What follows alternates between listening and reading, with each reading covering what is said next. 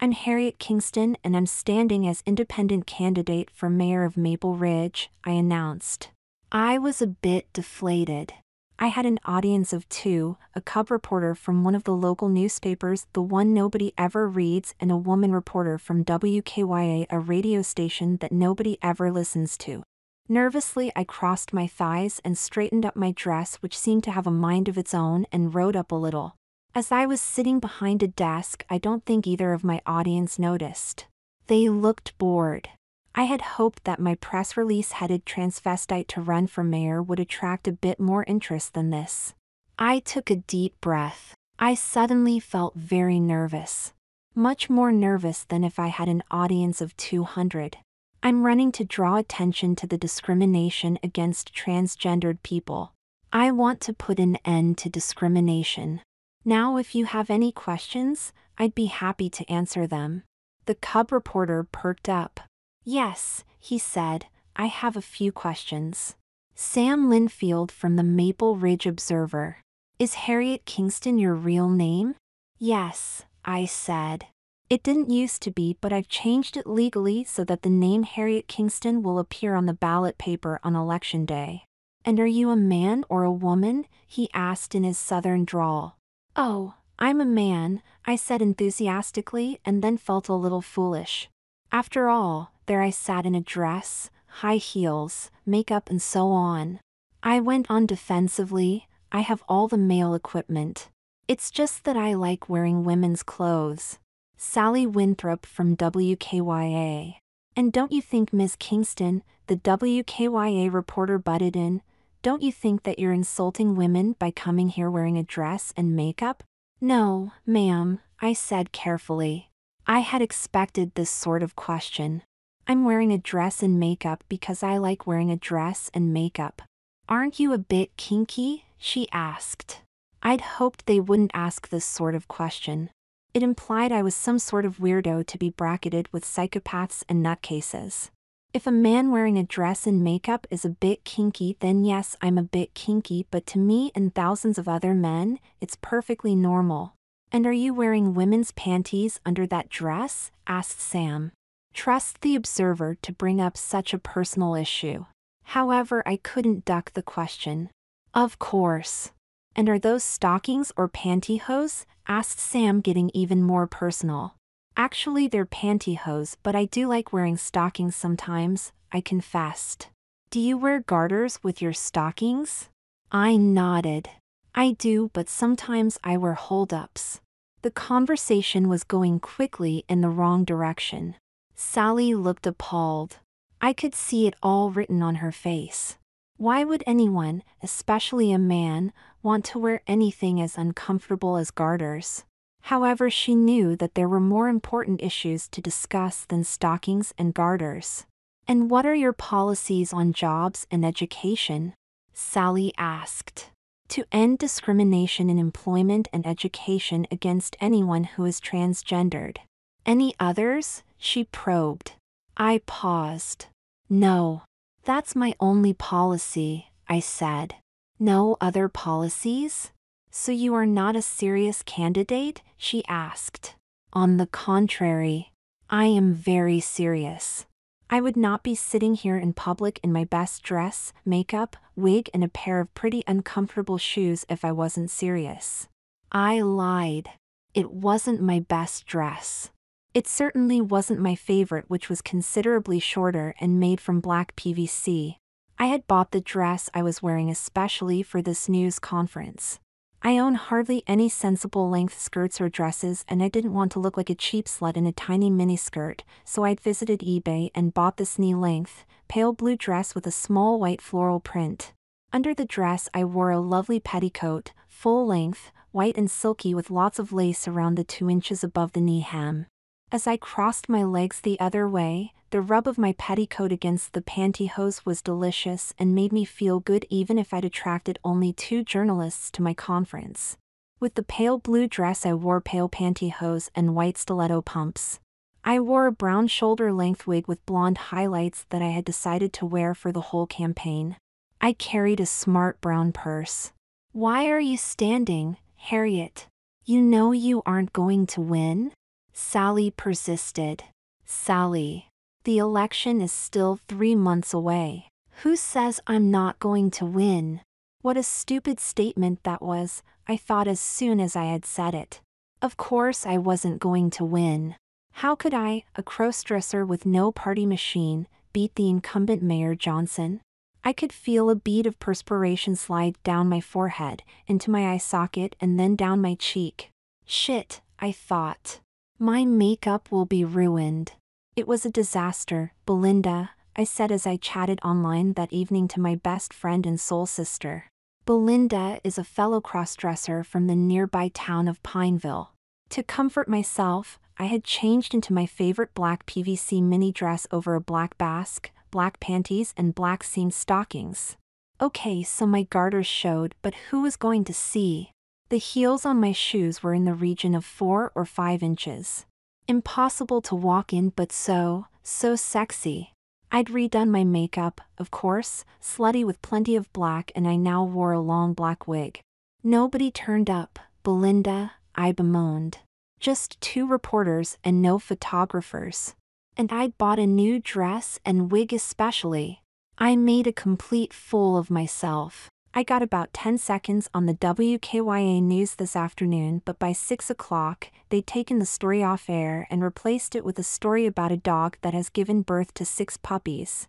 I've a good mind to withdraw from the race now. Well, don't do anything too hasty, Harriet. The following Friday there was a small piece in the Maple Ridge Observer, hidden away on page 32. It was headlined Kinky Candidate. That was it. There was nothing in the Maple Ridge Chronicle or the Maple County Herald. My campaign was dead in the water. The next day, Saturday, I was tidying up at home, dusting and hoovering like I did most weekends. I was doing this wearing my favorite French maid's uniform. I always wear it when I clean the house. I'm a transvestite after all, and the uniform makes cleaning a whole lot more fun. I just love the sensations of the pull of my garters and the constriction of my bra. I don't suppose that I am the only man to have cleaned the house wearing a maid's uniform. Mine was a black nylon dress with yards of white lace trim, a white shiny apron with more lace, a choker made from black ribbon and white lace and similar wristbands, a lacy white cap of course, black fishnet stockings and black shoes. My face was fully made up and I wore the blonde highlights wig that I'd worn to the disastrous press conference. Although I love high heels, they are much too painful to wear for long periods, especially if I'm doing the housework, and so I was wearing a pair of black flats. The phone rang and I guessed it would be Belinda, my crossdressing friend from the nearby town of Pineville, who I usually meet up with on a Saturday evening. We visit each other's house each weekend, and on that Saturday she was due to come and see me, and I was going to cook her dinner dressed as the maid, of course. "Hello," I said. "Hi, is that Harriet?" a woman's voice asked. I was taken aback. Although I was out as a crossdresser, this was only to a limited circle of friends. I don't give anybody my phone number except sometimes the number of my cell phone. "My name's Tess and I want to help you with your campaign," she said. "My campaign?" "Yes, your campaign to be mayor. I read the piece in the Observer and I want to help," she told me. Was she winding me up? How did she get my phone number? But I've not got a campaign. I don't think I'm going to run. I'm announcing that I'm withdrawing on Monday, I explained. "But you can't do that," said Tess, sounding rather shocked. "You can't drop out before you've started. So many people are depending on you." "Really? How many?" 2, 3, thousands. "I was hoping that I could call round and see you sometime and talk about your campaign." "My campaign?" I said again. This phone call was such a surprise. I didn't really know what to say. "Yes, and the sooner we plan the campaign, the more chance you have of winning," Tess urged. Winning? I knew I had no chance of winning. "Yes. You must fight to win, Harriet. As I said, a lot of people are depending on you. Now there's no time like the present. Can I come round right now and discuss it?" "Now?" "Yes. I said that there's no time like the present. Tess was persuasive. It's just that. I tried to make an excuse. The house is in a mess? Don't worry. I don't mind. Tess was more persuasive. No, the house is not in a mess. It's like a new pin. But I'm not dressed appropriately. I wouldn't have time to clean off all my makeup and change back into being a man. I had just spent half an hour or so sticking on my false fingernails. Harriet, honey, I don't care what you're wearing. You could be dressed as a French maid and I wouldn't mind. I am dressed as a French maid, I explained. Really? Cool. It doesn't bother me. Does it bother you? I bet you look really cute. Now please can I come round and talk to you about the election? Pretty please.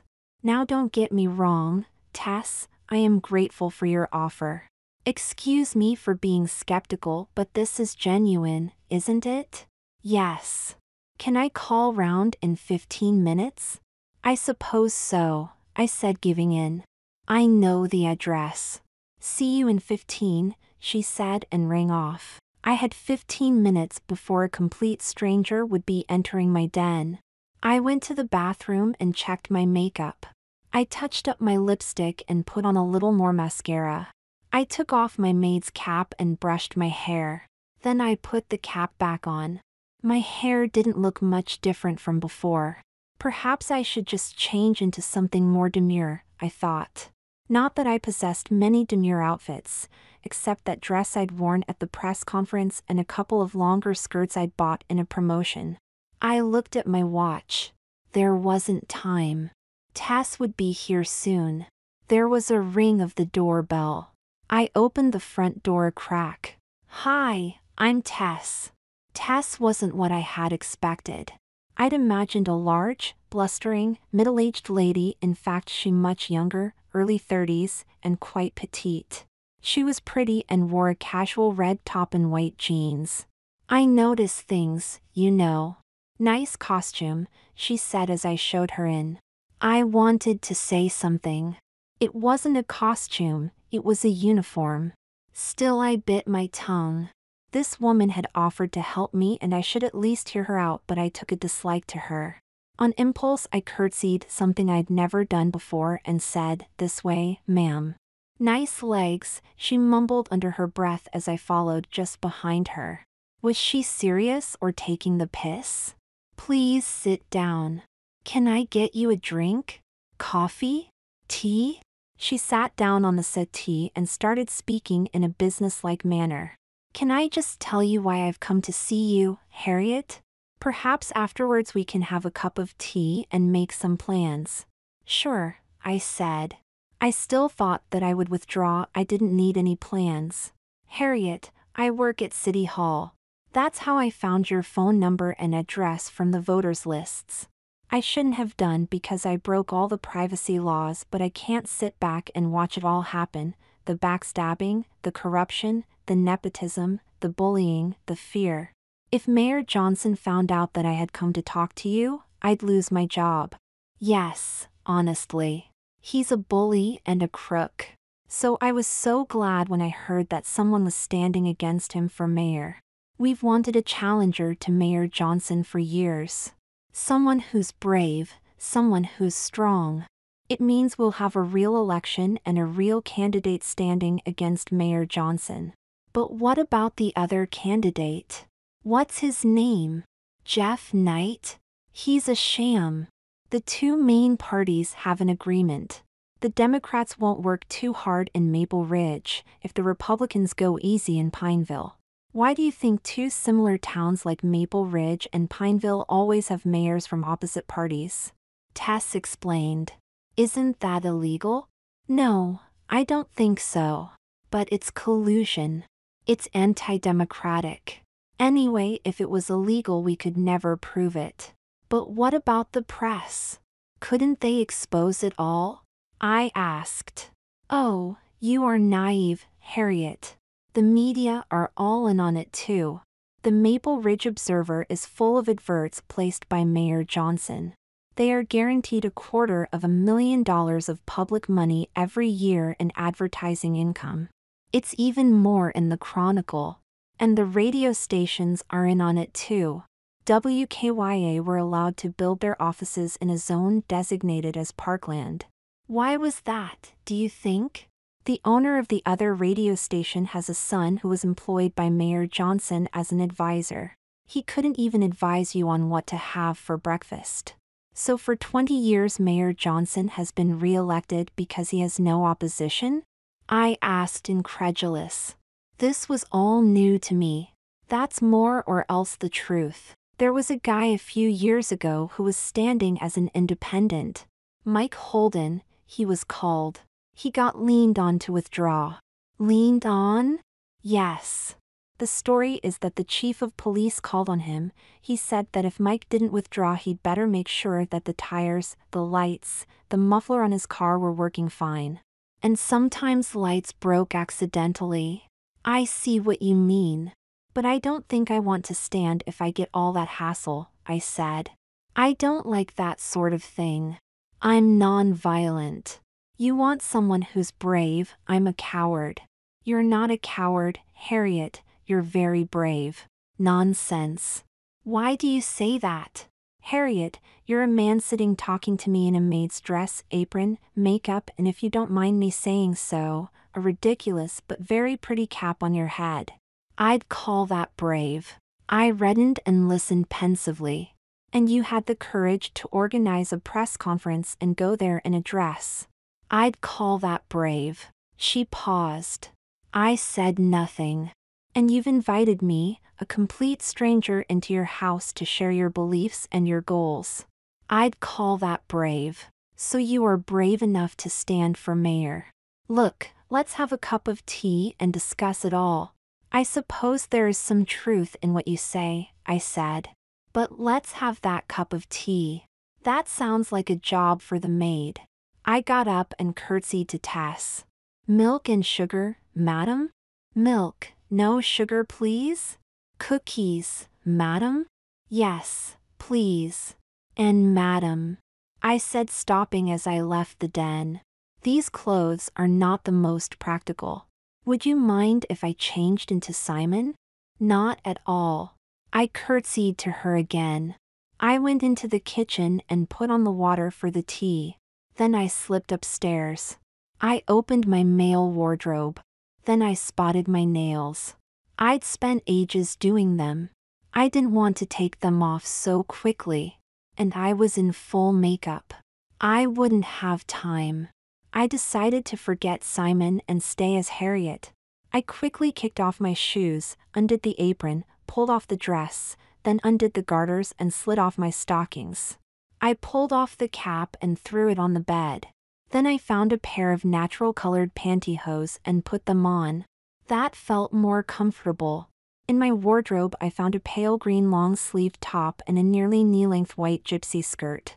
I stepped into my 3-inch heels and checked my hair and makeup in the mirror. It looked okay. I touched up the lippy and gave myself a spritz of perfume. I checked my watch. It had only taken 2.5 minutes, a record time. I practically ran down the stairs, loving the feeling of the skirt swaying with each step. The water was boiling. Here you are, Tess, I said as I returned to the den carrying a tray. Are you Simon? She asked. Well, no. I decided to stay as Harriet. I don't mind. I'd like to meet Simon some other time. And that is a lovely top, she said. I think she meant it.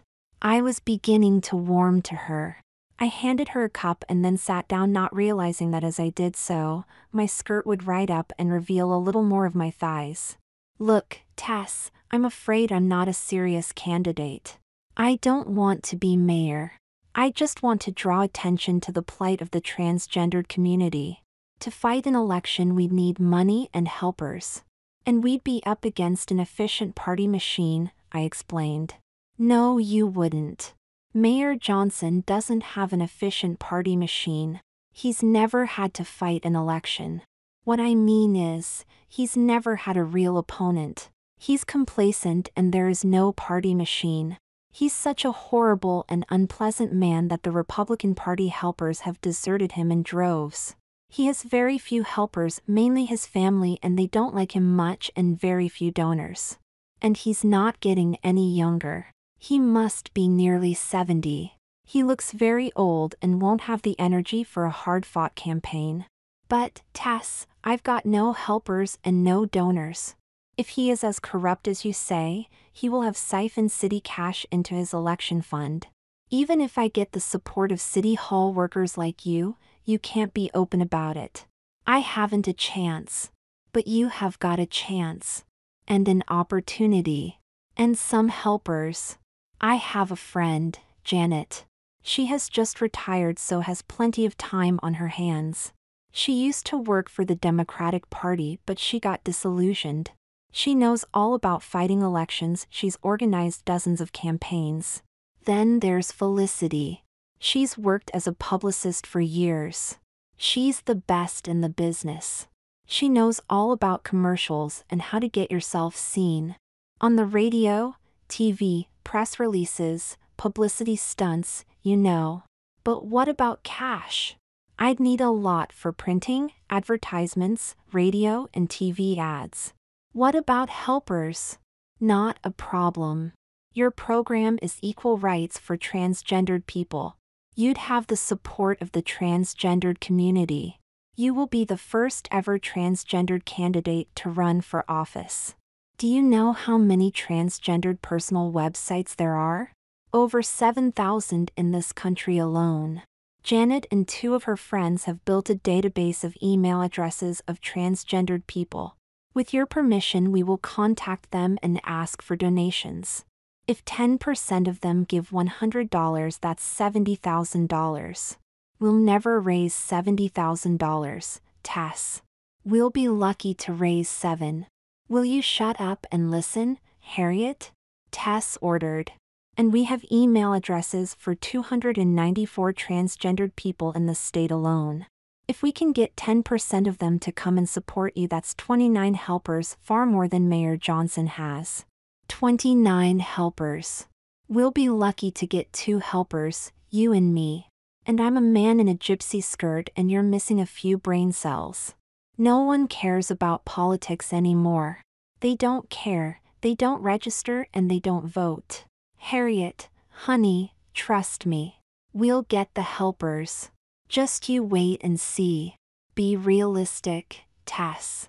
I don't want to run, we won't get any helpers and we won't get enough money, I implored. I might as well stand down now. I'll write the letter. Not so fast, Harriet. Don't you even think of standing down yet. Promise me one thing.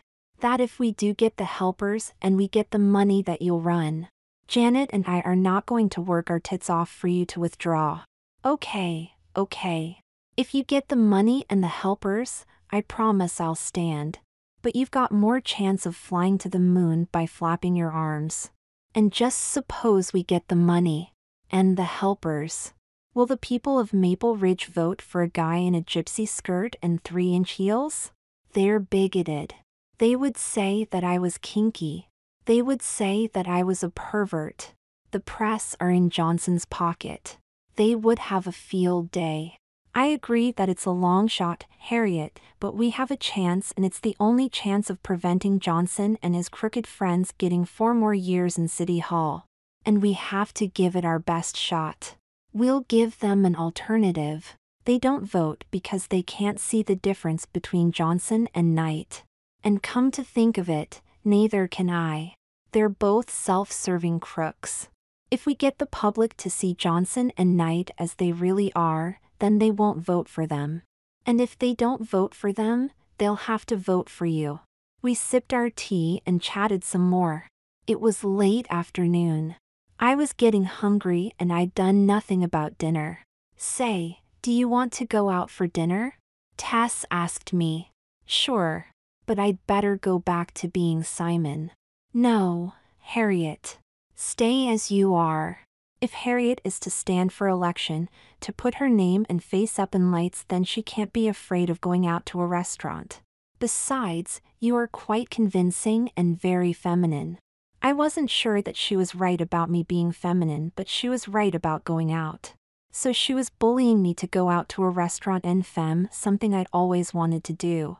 Sure, the guys at the little diner we went to knew I was no lady, but they certainly treated me like one. And it was made much easier by Tess being there with me. I'd never have gone on my own. After that evening, I didn't see Tess for a week. Things were pretty much normal for me. I worked at home, usually wearing a short skirt and tight top, changing only when I tidied the house. I didn't do anything about my mayoral campaign, and I had almost forgotten about it till Tess rang me Friday. I was tidying the house in my favorite maid's uniform. "I've got some amazing news," she said. "A guy has promised me $100,000 for your campaign." My jaw dropped.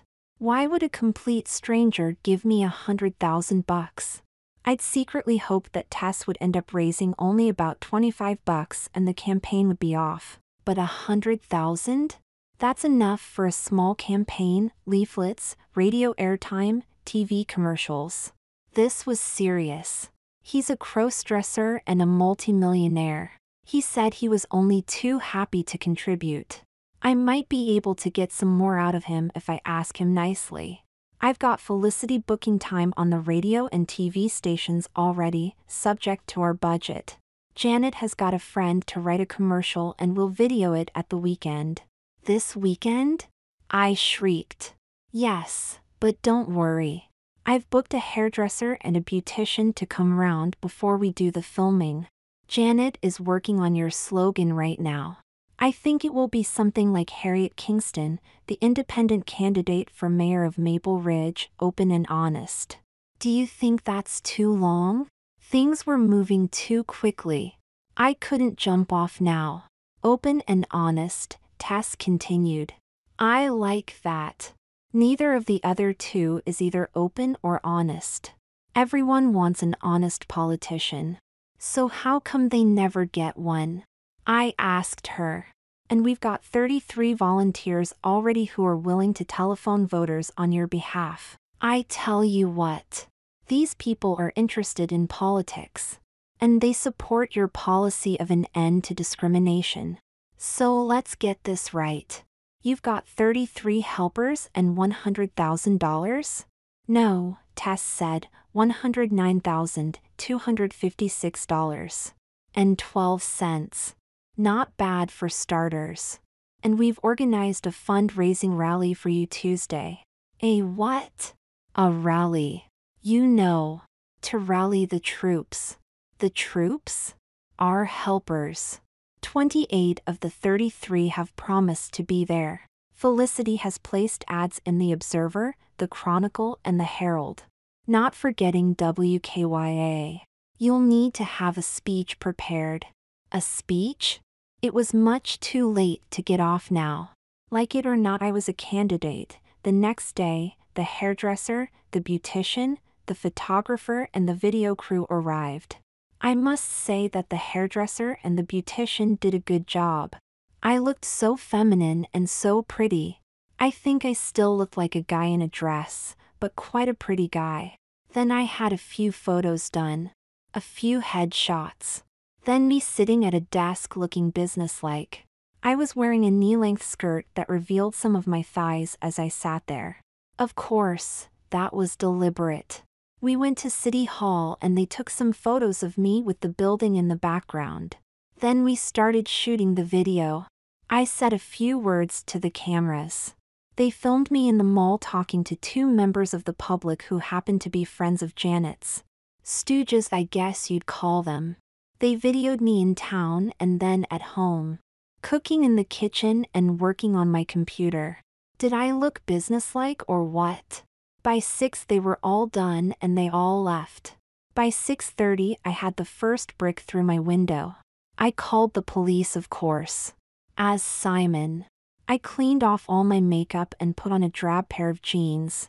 The police arrived later that evening to investigate. There were 2 of them. They asked a few questions about how it happened and what I saw, and then one said, "Aren't you the transvestite who's running for mayor?" "Yes," I replied. "Open and honest Harriet, that's me." From then on, their attitude changed and made out as if it was my fault. It seemed as if they were thinking that if I was stupid enough to dress in women's clothes and put myself up against Mayor Johnson, then the least I could expect was a brick through my window. I deserved it. They left as quickly as they could. It was clear that they'd do nothing about it. I was so stressed that I went straight upstairs and put on my maid's uniform. That calmed me down a lot. I phoned Tess. She was very sympathetic. She suspected that this sort of thing might happen, but she said she hadn't expected so soon. That week I had paint stripper thrown over my car and a death threat through the post. Both times I complained to the police, and both times they as good as ignored me. I wanted to take it up with my congressman, but I guessed that he was friends with Mayor Johnson. I wouldn't be intimidated. I've always been the stubborn sort. I phoned Janet and she said that we ought to have a campaign committee meeting to discuss what to do.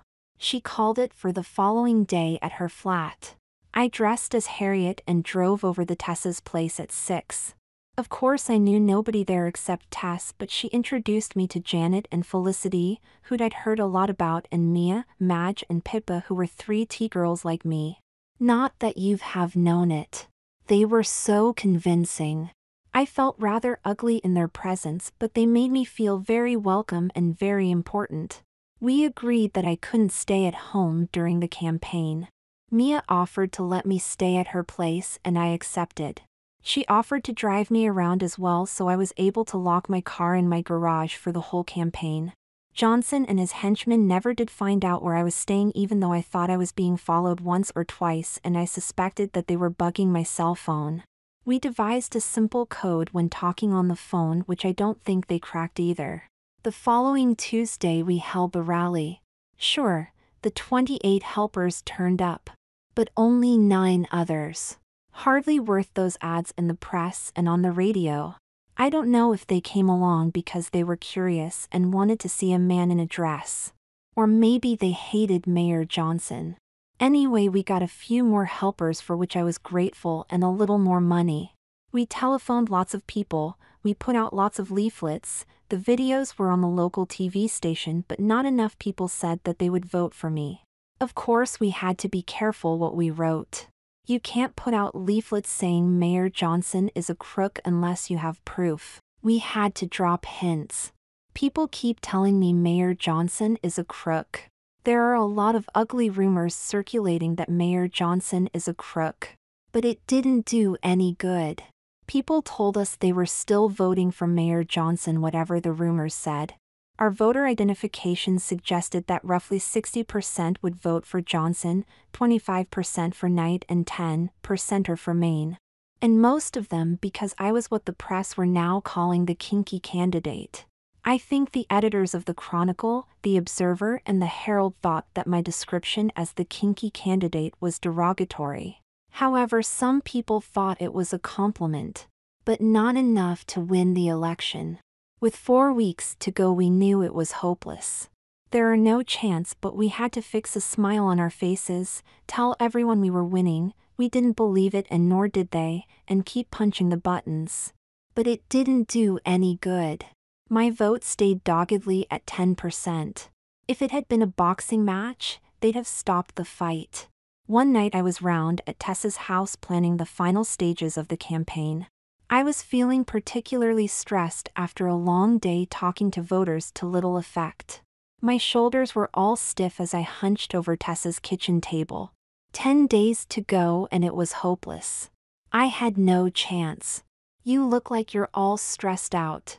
You need some of this, said Tess, as she stood up, walked over to behind where I was sitting, placed her hands on my shoulders and started to massage them. She pressed hard with her thumbs on the pressure points. It hurt, but it felt great. As if by magic my shoulders relaxed, I forgot my worries and began to loosen up. It felt good. It was a long time since I'd had any physical contact with a woman. And I was enjoying it. Tess adjusted her position and accidentally brushed her leg against mine. All sorts of sexual chemistry was transmitted. I turned round to face her and looked up into her eyes. Neither of us said a word. We didn't need to. We knew exactly what the other was thinking. Our lips met. My lipstick was smudged. So was hers. Our tongues impacted. She was above me. Her hair fell in my face. I didn't care. I was full of pent-up frustrations after years without any feminine company since my wife left me, years of feeling guilty about my hobby, years of hiding away my true feelings, years of only having sex with myself. These sexual frustrations and the mental frustrations of the election campaign suddenly disappeared. I just knew that I had to make love to Tess, and she seemed to want to make love to me. Before I knew it, she had her hand up my dress and was feeling around the tops of my stockings. I reciprocated, except like any sensible woman, she wore hose. She reached behind me and undid my dress. It slipped off. Underneath I was wearing a gorgeous white lacy petticoat. Tess seemed to like it. Tess was wearing a knee-length skirt and a nice top. Soon these two were off and she stood in her petticoat and peeled off her hose and panties. Then she helped me with my panties. Upstairs we lay on Tess's bed and made love. It wasn't the best sex I'd ever had. I was too frustrated and it was all over too quickly, but the feeling as our petticoats rubbed was a feeling that I've never known matched. I slept at Tess's house that night. In her bed, in a silky nightie of hers. We made love again before we went to sleep, and in the morning we were contemplating a third attempt when the bedside phone rang. "Oh, hi, Mia," said Tess. I guessed that Mia was wondering where I was and why I hadn't returned home that night. Perhaps she would give me a telling off like a schoolmarm ticking off a pupil. But I didn't care. "Turn on the TV? Now? Okay. Bye," said Tess. Tess put down the phone and picked up the remote control for her bedside TV. "Mia says I've got to watch the news," she explained. She turned on the TV. The images were pictures of police cars in a suburban street.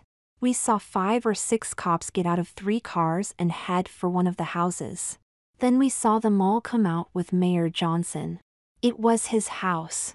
The ticker tape at the bottom of the screen read "Maple Ridge Mayor Arrested."